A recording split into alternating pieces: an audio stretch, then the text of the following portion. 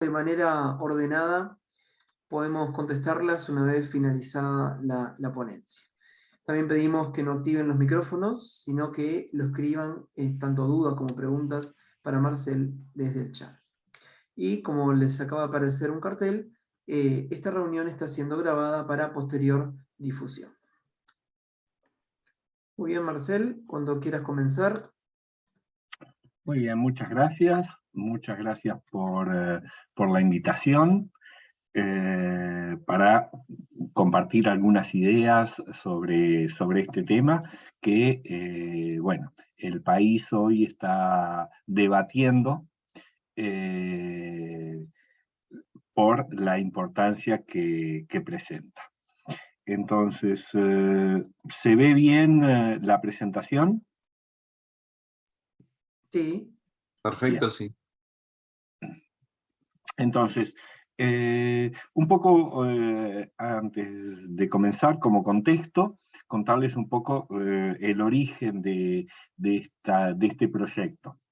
El proyecto Neptuno surge a partir de una iniciativa de un consorcio de empresas que le presentan a la OCE en el año 2020, sobre fines del 2020, una propuesta para construir una toma de agua bruta en Arasatí, en el balneario Arasatí, en la costa de San José, y construir también una planta de potabilización de agua con un ducto que transporta el agua potable hasta el departamento de Montevideo para abastecer en forma complementaria al área metropolitana de Montevideo. Ese ducto entroncaría con la red de OCE que viene de aguas corrientes hacia el área metropolitana a la altura de la troncal de Melilla.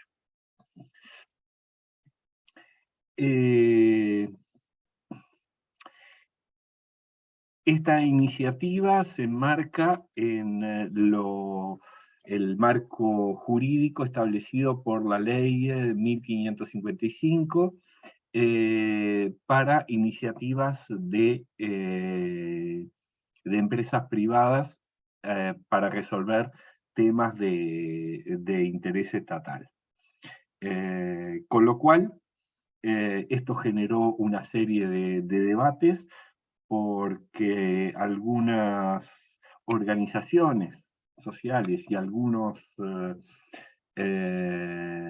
académicos entendemos que, en primer lugar, es inconstitucional porque el artículo 47 de la Constitución refiere a que el servicio de agua potable y saneamiento debe ser prestado directa y exclusivamente por personas jurídicas estatales.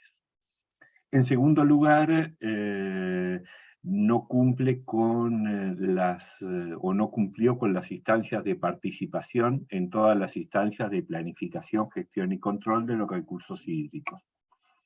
Además de que tiene una serie de limitantes en la dimensión ambiental, que es un poco lo que vamos a trabajar o compartir en el día de hoy.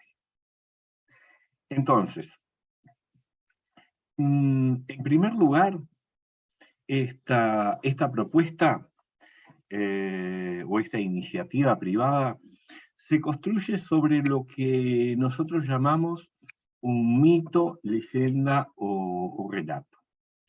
El área metropolitana necesita una segunda fuente de agua. Bueno, ¿por qué? Hay un escenario de crecimiento de la población del área metropolitana. No parece razonable de acuerdo a los estudios de proyección de la población que plantea el INE. ¿Hay un crecimiento de consumo industrial? Bueno, no parece haber un escenario de crecimiento del parque industrial en el área metropolitana de Montevideo, importante como que para ameritar aumentar. Y de la misma forma que tampoco hay otros usos planificados de agua potable. Y además, se justifica por tener una segunda fuente de agua potable, algo que es totalmente válido en zonas de clima árido, donde sí es necesario tener más de una fuente para abastecer ciudades. No así en climas templados para nucleamientos de población relativamente pequeños, como es el área metropolitana de Montevideo. Recuerden que estamos hablando de 1.800.000 personas, máximo 2 millones de personas, de acuerdo a cuántas localidades se abastece. O en zonas que tengan riesgo geológico, en zonas que tengan riesgo de ataques militares o terroristas, o zonas con altos riesgos industriales de contaminación masiva de la fuente de agua.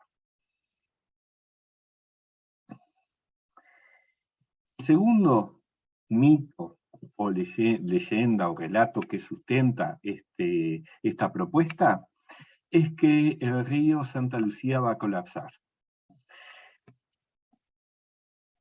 Nosotros sostenemos que el río Santa Lucía no presenta niveles de degradación que sean irreversibles. Y allí tenemos dos elementos para sustentar esta afirmación. Uno es los resultados a partir de la creación de la zona de amortiguación o buffer en Paso Severino, que se dio hace unos 4 o 5 años, y que solamente se realizó la construcción del cerco de esa zona de amortiguación, y que en un periodo corto de tiempo ya se verifican los resultados en la calidad del agua de Paso Severino con solamente esa medida, ya que las experiencias de restauración del monte nativo en esa zona de amortiguación han sido acciones simbólicas, algunos cientos de árboles que se plantaron, pero no fue un sistema de restauración masivo, solamente con el cercado. Y el segundo ejemplo que nos permite afirmar que los procesos de degradación no son irreversibles en Santa Lucía es la experiencia en Laguna del Cisne. Laguna del Cisne tenía la mayor parte de los parámetros físico-biológicos por encima de lo permitido para agua potable, y a partir de un proceso de reconversión hacia prácticas agroecológicas y de ordenamiento territorial de las actividades desarrollado por la Intendencia de Canelones, en un periodo de aproximadamente 4 años, se mejoraron todos los parámetros de calidad de agua a niveles inferiores al umbral de aceptabilidad, salvo el fósforo, que todavía no llega a niveles aceptables, pero sí viene descendiendo. Es cierto que la cuenca del Santa Lucía presenta una serie de procesos de degradación, de contaminación, pero que consideramos que son reversibles. Y por lo tanto la urgencia de medidas en la cuenca del río Santa Lucía como estrategia que se debería seguir a nivel país. Ya que Santa Lucía tiene procesos importantes de contaminación, de eutrofización, sedimentación, agotamiento en algunas zonas puntuales de la disponibilidad de recursos hídricos, y existen estrategias para resolver estos problemas. Por ejemplo, lo que les planteaba de las zonas de amortiguación que permiten mejorar la calidad de agua de un curso. Ya que el principal proceso de degradación que encontramos es la eutrofización, como emergente fundamentalmente del desarrollo agropecuario. Exportación de nutrientes hacia los cuerpos de agua desde los sistemas productivos. Ese enriquecimiento fundamentalmente de nitrógeno y fósforo genera floraciones fitoplanctónicas. Y en varias de estas floraciones vamos a encontrar cianobacterias, que producen toxinas y que producen problemas como los problemas que se generaron en el año 2013 con el agua potable.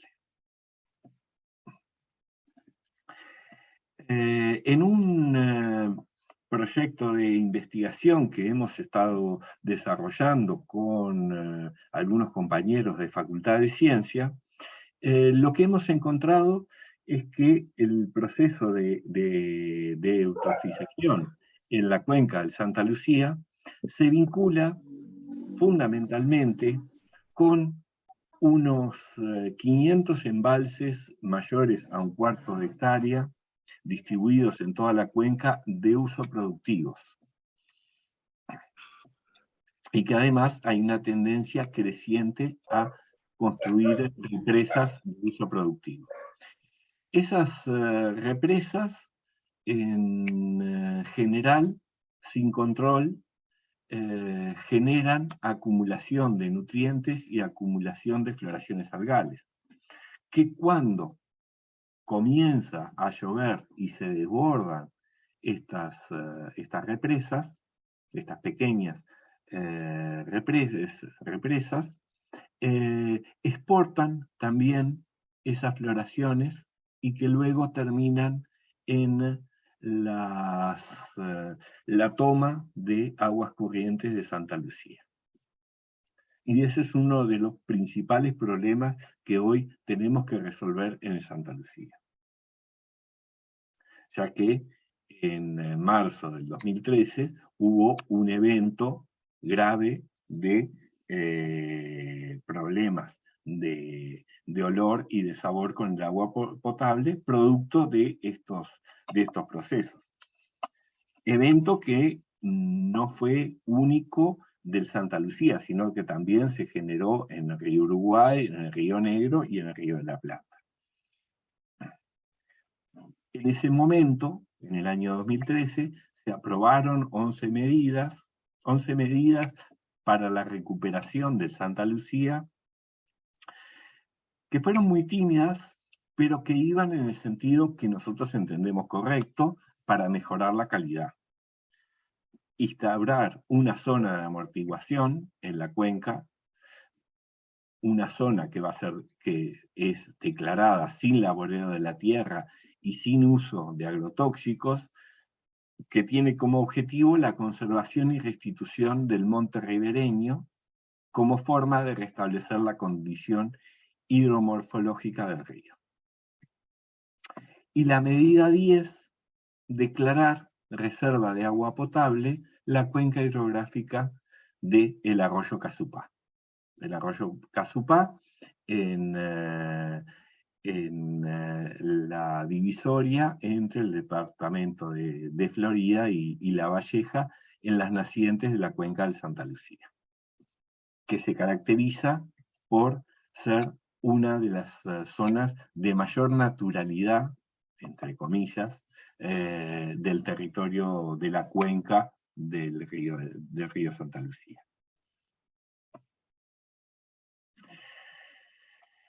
Bien, pero a pesar de las medidas, es poco lo que se ha avanzado. en este cuadro vemos que desde el 84 al 2016, la superficie del monte nativo permanece prácticamente incambiada. Estamos en el mismo orden de magnitud. Quiere decir que no se ha tomado mayor iniciativa para implementar las medidas aprobadas en el 2013 con respecto al área de amortiguación. Es frecuente ver estas situaciones. Esta es una fotografía sobre el río Santa Lucía, donde el cultivo prácticamente llega hasta donde se cae el tractor. No puede seguir hacia el río porque, bueno, se derrumbaría el barranco. O paisajes como este, donde se avanza con los cultivos hacia el río, afectando la zona de amortiguación que naturalmente debería estar ocupada por el monte nativo. O zonas donde no queda absolutamente nada de monte nativo en Santa Lucía. Entonces, en estas condiciones, el río Santa Lucía sigue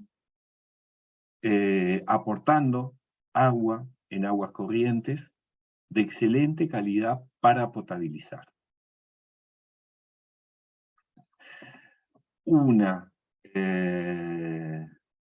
La medida 10 nos habla de la cuenca del Casupá, ubicada aquí, en esta zona.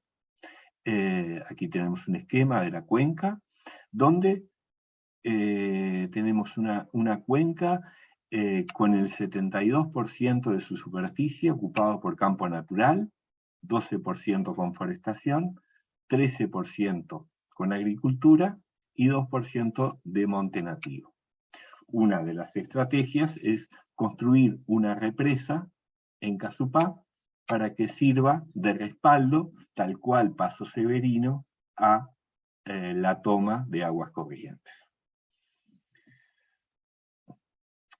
Y en esta lógica venía trabajando el país cuando aparece el proyecto Neptuno. El proyecto Neptuno lo que plantea es construir una toma en la costa de San José en el estuario del Río de la Plata. Y sí, la cuenca del Río de la Plata aporta cantidades muy altas de agua. Y Uruguay ocupa una posición que desde el punto de vista geopolítico es muy importante en la cuenca, porque está en el ingreso de la segunda cuenca hidrográfica más importante de Sudamérica. Primero Amazonia y después el Río de la Plata. Pero, desde el punto de vista ambiental, implica estar en la zona de descarga de todas las actividades que se realizan en esta cuenca. Y además, una cuenca que involucra a 5 países: Brasil, Argentina, Paraguay, Bolivia y Uruguay. Por lo tanto, Uruguay no tiene soberanía para establecer pautas de gestión sobre las aguas de la Cuenca del Plata, sino que está condicionado a recibir el agua en la calidad en que llega.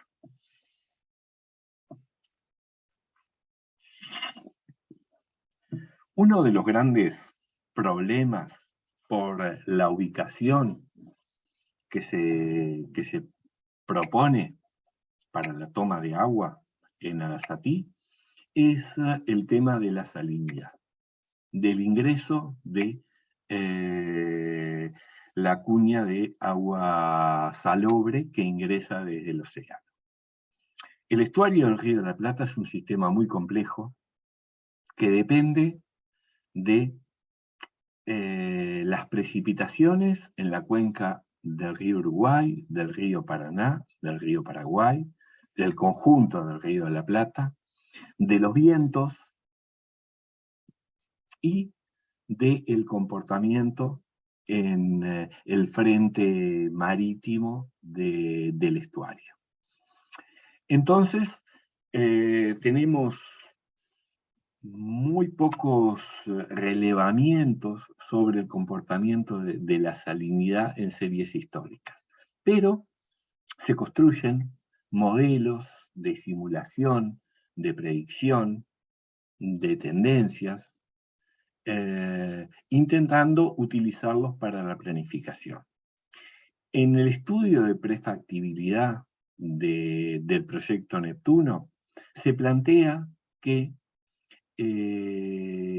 la salinidad ocurriría en un promedio de 4, los niveles altos de salinidad ocurrirían en promedio entre 4 y 6 días al año.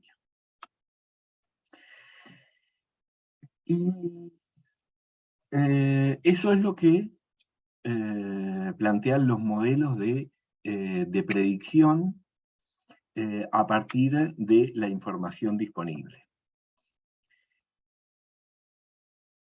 En ese momento se contrata al Instituto de Mecánica de Fluidos de la Facultad de Ingeniería para realizar una medición en el sitio donde se plantea construir el proyecto Neptuno. El periodo de medición fue de junio del 2021 a marzo del 2022. Y en ese periodo de 9 meses, se encuentran que ocurrieron 3 eventos. El primer evento tuvo 4 días de duración, el segundo evento tuvo 22 días de duración, y el tercer evento, 66 días de duración. Bueno, la explicación es que se trata de una anomalía. Las únicas mediciones sistemáticas arrojan que en 9 meses hubo 92 días de salinidad alta. Cuando hablamos de salinidad alta, es niveles de contenido de sales en el agua bruta que no puede potabilizar una planta convencional, sino que sería necesaria una planta desalinizadora, que no está prevista en el proyecto. Entonces, frente al escenario que plantea el modelo realizado por las empresas, la medición de la realidad contrasta con eso, con una diferencia significativa. También la OCE le encarga a la Facultad de Ciencias un estudio de la salinidad en el Río de la Plata en los últimos meses, porque es un tema complejo. Y los compañeros Madeleine Renon, Marcelo Barreiro, Gastón Manta y Camilo de Melo realizan un trabajo en que plantean que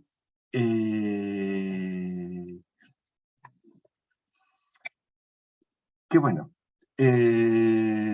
lo que sabemos de la complejidad sobre el Río de la Plata, y que en condiciones normales de descarga, las observaciones indican que durante la estación cálida, la salinidad en la zona cercana a Arasatí es de 3,3 gramos por kilogramo, con una desviación de 3,19 gramos por kilogramo. Lo aceptable para potabilizar es menos de 0,45 gramos por kilogramo. A su vez, indican que la variabilidad responde a forzantes de mayor escala como los procesos de El Niño y La Niña. En base a esto, es esperable que cada pocos años se registren eventos de salinidad extendidos por encima del umbral en Arasatí durante el verano. Además, existen eventos de surgencia costera, de escala sinóptica, que pueden generar cambios en la salinidad próxima a la zona de Arasatí.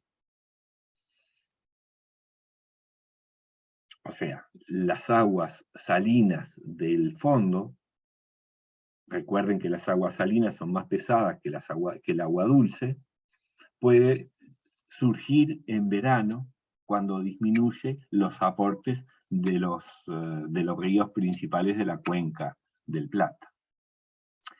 En síntesis, las proyecciones a futuro indican cambios en las variables climáticas, como lluvias y vientos, que pueden alterar la dinámica de la salinidad en el Río de la Plata. O sea, la salinidad en el Río de la Plata es un problema que en periodos con mucha incertidumbre por su duración y su frecuencia, inhabilitaría el funcionamiento de la planta de potabilización. Y otro elemento importante que lo refuerzan todos los estudios y los modelos es la incertidumbre para predecir esos eventos. O sea, no tenemos prácticamente ninguna certeza de poder decir la semana que viene va a haber un evento de salinidad o no va a haber un evento de salinidad. Lo cual dificulta la operatividad de la planta, porque si nos enteramos del evento de salinidad en el momento que ocurre, en ese momento hay que salir y apagar la planta. Literalmente planteado por los ingenieros de OCE. El único mecanismo es en ese momento apagar la planta, tal cual está propuesta.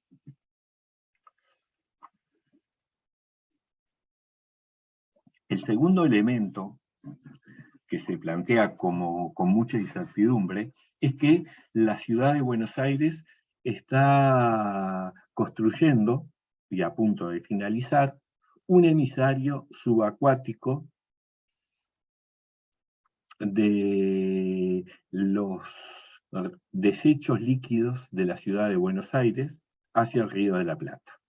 Enfrente, ese emisario subacuático estaría volcando los desechos enfrente a donde se pretende ubicar el proyecto Arasatí. Eso genera una incertidumbre muy alta sobre el destino final de esos desechos o de esos vertidos del emisario subacuático. En el proyecto de prefactibilidad solamente se dice una frase con respecto a esto. Se dice que es imposible que los desechos o los vertidos del emisario subacuático crucen el canal o el corredor de Paranaguazú del estuario del Río de la Plata. Sin ninguna justificación en algún estudio científico que demuestre esa aseveración. Es claro, lo vemos en esta imagen satelital, que hay un corredor preferencial, que es el corredor Paranaguazú, que en algunos lugares tiene 2 metros de profundidad, en algunos de los bancos arenosos. Entonces, podemos asegurar alegremente que los vertidos que se van a realizar por el emisor subacuático no pueden llegar a la costa norte del estuario. Bueno, por lo menos sería necesario un estudio detallado científico sobre la dinámica de esos vertidos.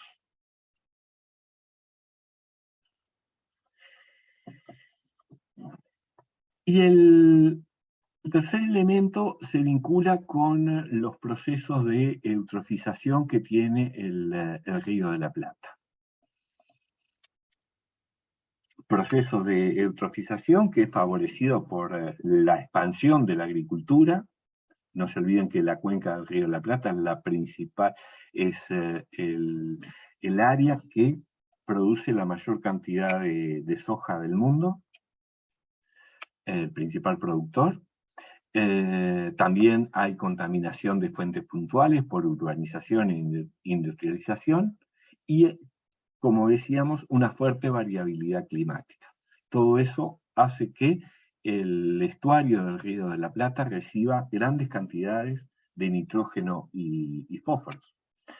Y uno de los síntomas más notorios de esta eutrofización son las frecuentes floraciones de cianobacterias potencialmente tóxicas que ocurren a lo largo de la costa norte del Río de la Plata.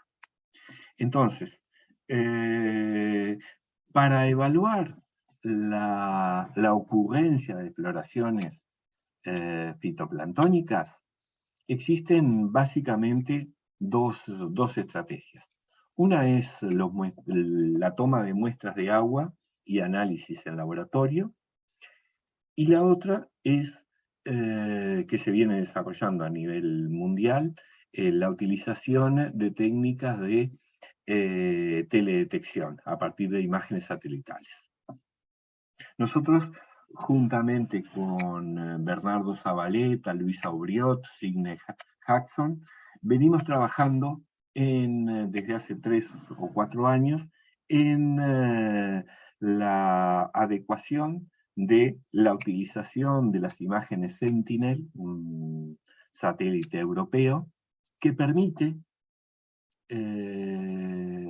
la detección de clorofila en agua a partir del NDCI, un indicador que se obtiene a partir de la integración de los valores en la banda del rojo y del borde rojo del satélite. Y por lo tanto, bueno, un satélite que se puso en órbita en el año 2016 y que para el Río de la Plata, entre noviembre del 2016 y julio del 2021, encontramos 250 imágenes que tenían niveles bajos de nubosidad para permitir el análisis. Esto lo trabajamos en 2 sets de imágenes, ya que el estuario del Río de la Plata no se abarcaba en una sola imagen, tal cual está dibujado allí los 2 polígonos en rojo en la imagen. Y los resultados que obtuvimos en la evolución temporal, aquí tenemos una gradación de colores que va de 0 a 100 en frecuencia de floraciones fitoplanctónicas en cada una de las imágenes.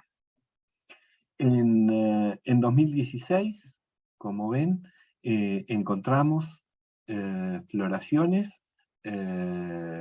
con un porcentaje relativamente bajo que, bueno, en el caso del borde norte de Uruguay, se ubican en la zona de Delta del Tigre, por allí. En el 2018 ya se ubican, se comienzan a concentrar en una zona más al oeste del estuario. En el 2019 se acentúa sobre todo en la costa sur, en Argentina. En el 2020 ya comienza a ser un proceso masivo que abarca buena parte del estuario, con una concentración siempre mayor en la costa argentina, pero también una concentración importante en la zona norte, y en el 2021 ya vemos una concentración recurrente en la zona de la costa norte y, por supuesto, en la costa sur del estuario. Si vemos todo el periodo en conjunto, vemos que en ambas costas, la sur y la norte, se están consolidando zonas recurrentes de floraciones algales, es decir, permanentes. Hasta un periodo anterior al 2016, que no podemos ubicar con mayor precisión, el estuario del Río de la Plata desarrollaba floraciones algales ocasionalmente con importación de floraciones desde alguno de los tributarios del estuario, es decir, del río Uruguay, del río Paraná, del río Paraguay.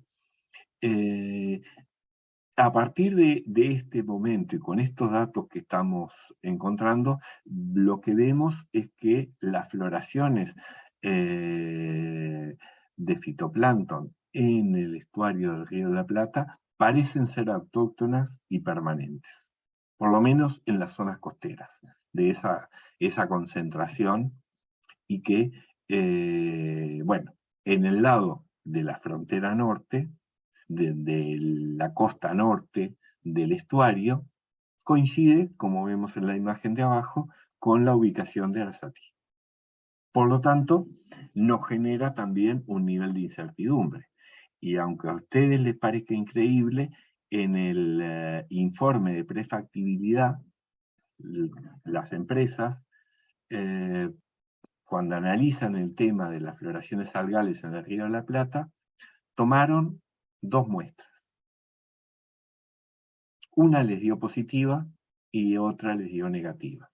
Por lo tanto, su conclusión es que no es un problema las floraciones algales frente a esta situación.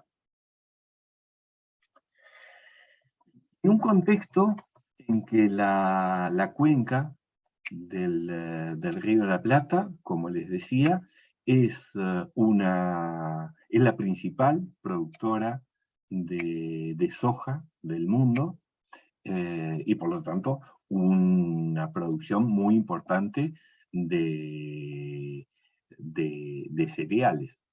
Como ven,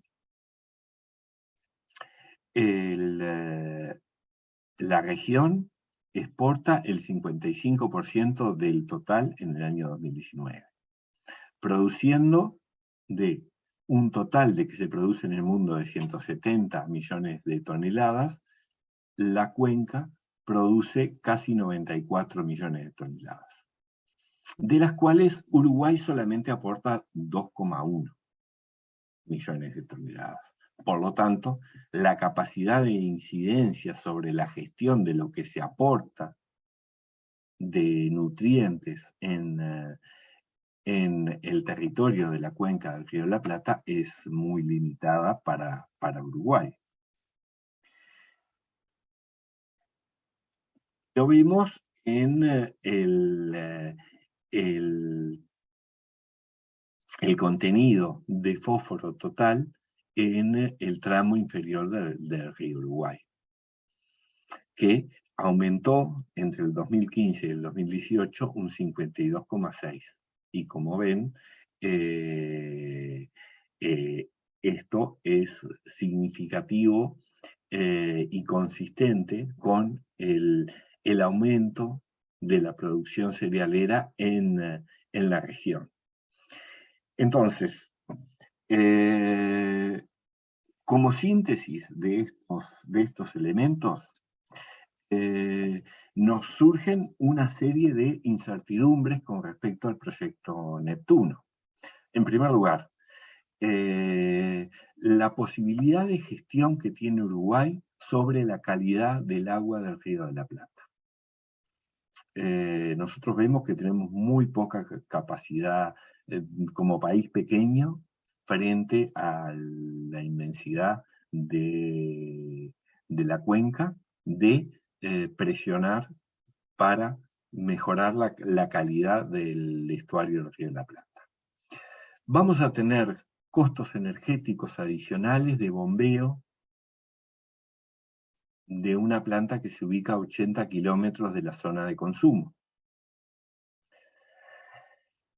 Un tema preocupante es que se plantea en el proyecto que las localidades del departamento de San José, Esilda Polié, Rafael Peraza, Radial, Punta de Valdés, Quillú Ordey, Rodríguez, Libertad, Playa Pascual y Ciudad del Plata, que se ubican en las cercanías de la tubería aductora al sistema metropolitano, van a ser abastecidas directamente por el agua que llega de Arasatí.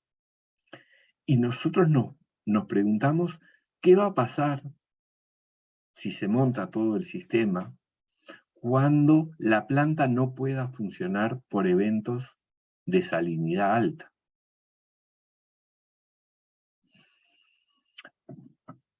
A esto se suma una serie de problemas adicionales que todavía no están definidos. Ustedes habrán escuchado todo el debate que hay sobre si se va a construir un polder sí o polder no. El polder que está propuesto es un reservorio de 190 hectáreas de agua que se extraería del Río de la Plata, se acumula en ese reservorio de 190 hectáreas, con una profundidad entre 4 y 6 metros, que quedaría estancada allí, y que por lo tanto, con estas condiciones de disponibilidad de nutrientes, agua estancada, va a ser un caldo de cultivo para floraciones fitoplanctónicas. Entonces, desde el punto de vista ambiental, la síntesis que nosotros vemos del proyecto Neptuno es que va a proveer un servicio de agua potable de peor calidad, inestable en el tiempo y de mayor costo, porque bueno, todos estos problemas, luego a la hora de operativizar, apagar, volver a poner en funcionamiento una planta, bombear el agua a 80 kilómetros sin apoyo de la fuerza de la gravedad, al contrario, sí, va a tener un mayor costo. Entonces, bien, básicamente estos eran los elementos que quería plantearles sobre lo que estamos analizando sobre el proyecto Neptuno desde el punto de vista ambiental, más allá de los elementos jurídicos de inconstitucionalidad, su relación con el artículo 47 de la Constitución, si lo respeta, no lo respeta, la dimensión de la participación social en esta definición de alternativa, lo que implica, si implica el comienzo del abandono de la cuenca del Santa Lucía y permitir el avance de los procesos de degradación en lugar de centrar nuestros esfuerzos en resolver los problemas de la cuenca del Santa Lucía, que nos parece lo más razonable. Así que, muchas gracias. Muy bien, muchas gracias, Marcel. En este momento dejamos abierto el espacio de preguntas para que escriban en el chat. Marcel las puede responder.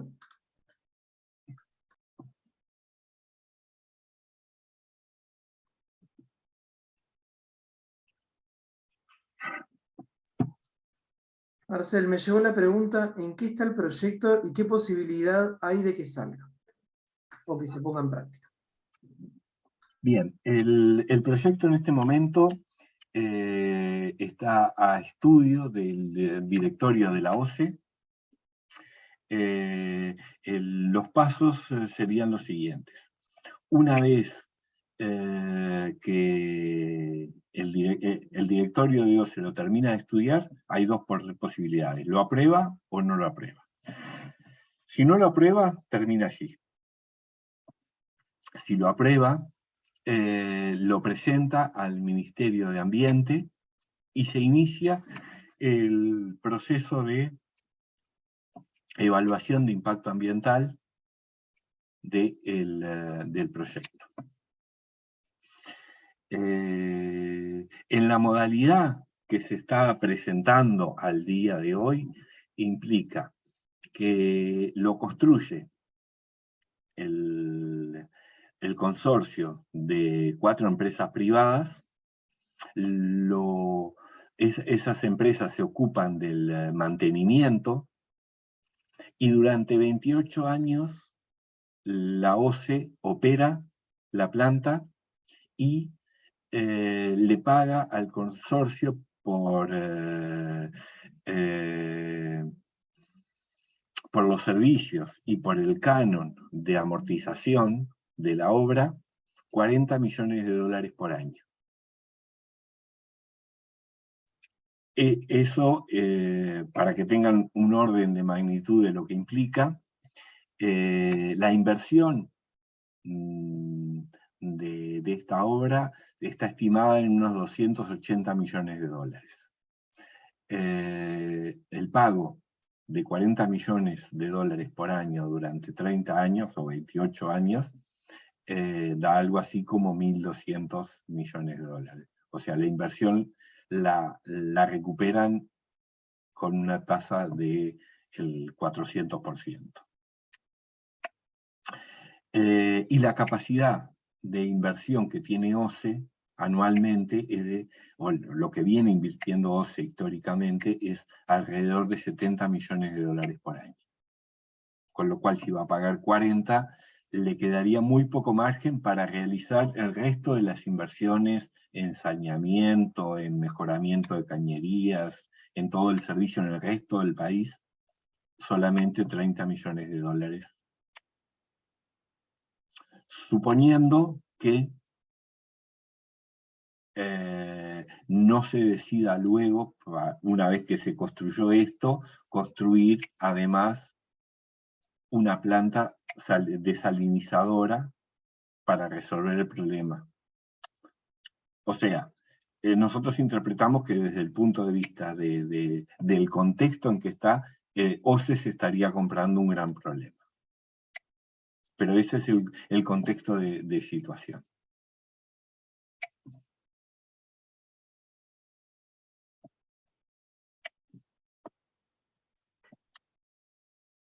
Muy bien.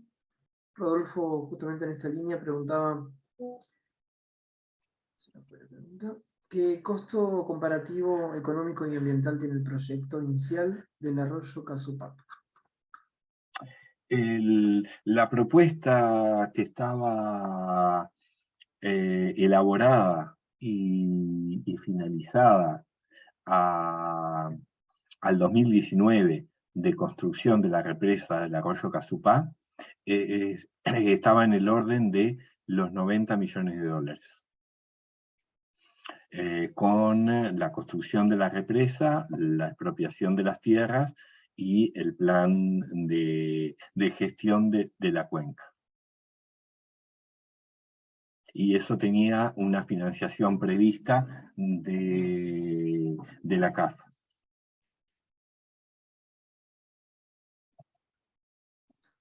Bien, nos pregunta Rosana, ¿cuál es el origen de los capitales que van a invertir y en qué tiempo se llevaría a cabo la obra?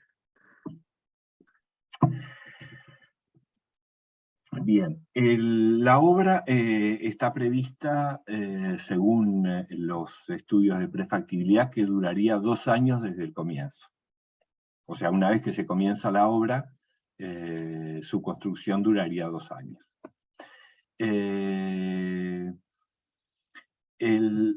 Son 4 empresas que forman el consorcio, son 4 empresas constructoras que trabajan a nivel local. y son grandes empresas constructoras de capitales nacionales y capitales internacionales.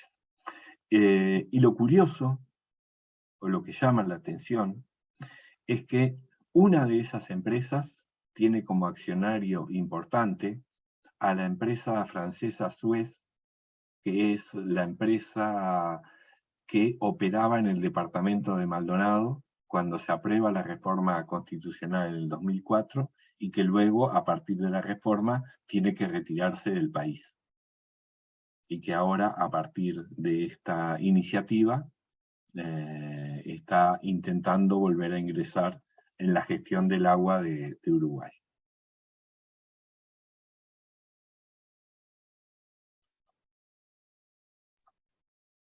Muy bien, me preguntan desde cuándo se maneja este proyecto. La idea es tan vieja como la propia instalación de aguas corrientes.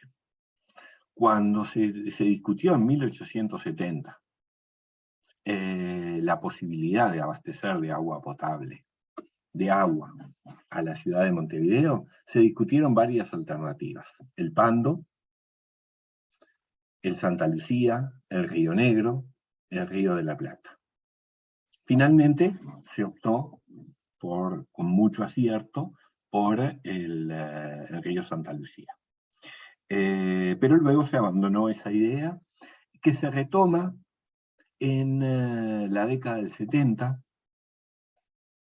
cuando se discuten las distintas alternativas para complementar o fortalecer el abastecimiento desde aguas corrientes. Y finalmente, en la década del 80 se construye Paso Severino. Fin de los 70, principios de los 80 se empieza a construir. O sea, es una idea vieja, pero que siempre se descartó por inviable, por distintos motivos, y que ahora llega en esta modalidad de iniciativa privada que le presenta la UCE. Muy bien, Gretel nos pregunta que los desechos líquidos serán vertidos desde Argentina, si se ha hecho algún impacto ambiental, y qué tanto va a perjudicar a las aguas, los mismos. Lamentablemente, no lo sabemos. Por lo menos nosotros no hemos podido encontrar ningún estudio en profundidad que nos indique cómo va a comportarse esos vertidos desde el emisor subacuático. Entonces, en el estudio de prefactibilidad, lo único que dice es esa frase que yo les citaba, que es imposible que crucen el corredor Paranaguazú del estuario, pero sin sostenerse en ningún estudio científico. No sé de dónde salió eso. Entonces, la respuesta a esa pregunta es que no lo sabemos. Por lo menos nosotros no tenemos certeza, ni nadie nos ha podido dar algún nivel de certeza con respecto a ese comportamiento. Muy bien. Ariel nos pregunta que además de los problemas ambientales que se aclaran muy bien, ¿podemos estar ante la privatización del agua potable?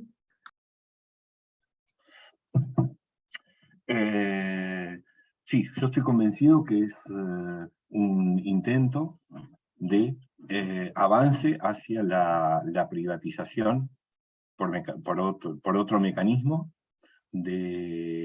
porque este proyecto se supone que va a complementar el agua que llega desde aguas corrientes al área metropolitana, en un 30%.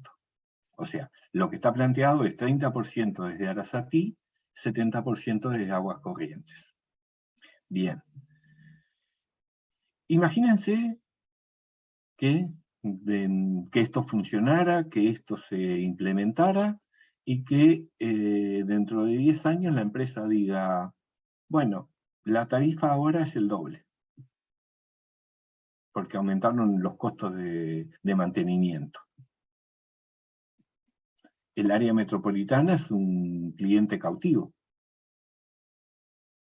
porque ya se organizó todo el sistema dependiendo de una empresa privada.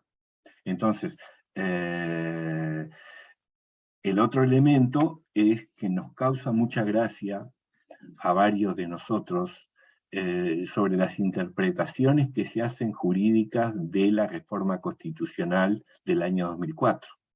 Porque esa reforma constitucional, los que la redactamos, estamos vivos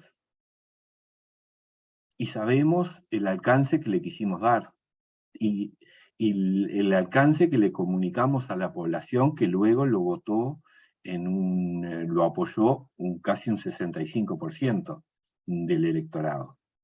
Entonces, que ahora hagan una interpretación que sea contraria a los elementos y sin preguntar a los que redactaron esa reforma, que insisto, pasó hace 20 años y estamos activos todavía. Entonces, que un abogado me venga a decir, no, pero esto quiere decir tal cosa, bueno, parece al menos muy raro.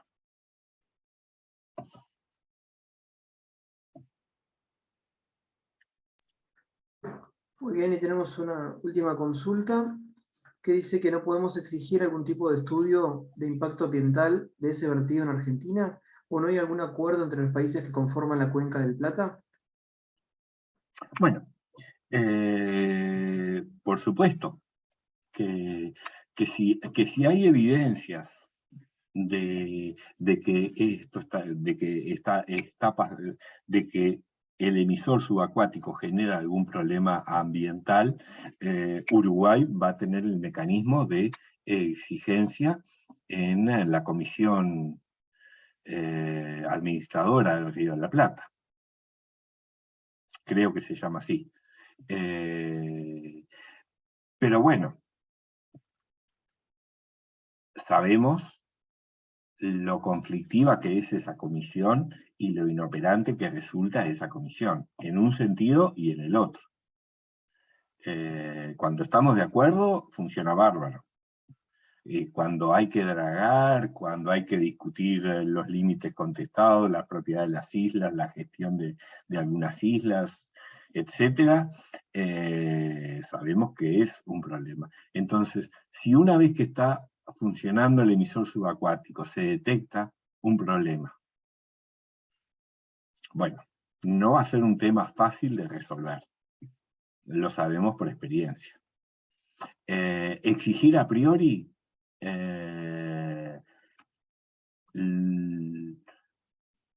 creo que ya no estamos a tiempo, porque la construcción está casi finalizada. Yo no tengo la certeza de cuándo va a comenzar a funcionar, pero sí sé que la construcción está muy avanzada.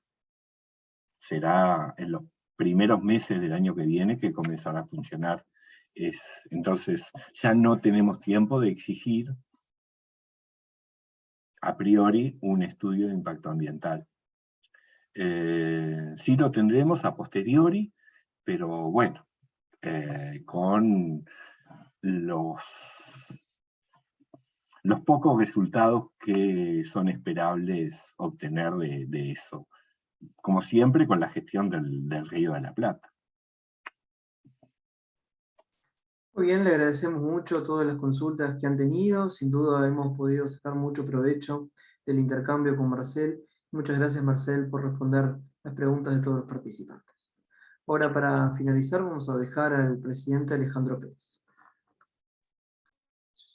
Bueno, Marcel, primeramente muchas gracias. Ha sido muy claro en esta temática que en definitiva nos convoca a todos y tenemos también la tarea que nos llevamos de replicar en nuestras prácticas de aula para tener una ciudadanía un poco más consciente sobre las problemáticas con las que convivimos a diario, ¿verdad? También, bueno, le agradecemos al resto de los participantes por haberse sumado a esta convocatoria. Y bueno, los esperamos el mes que viene nuevamente.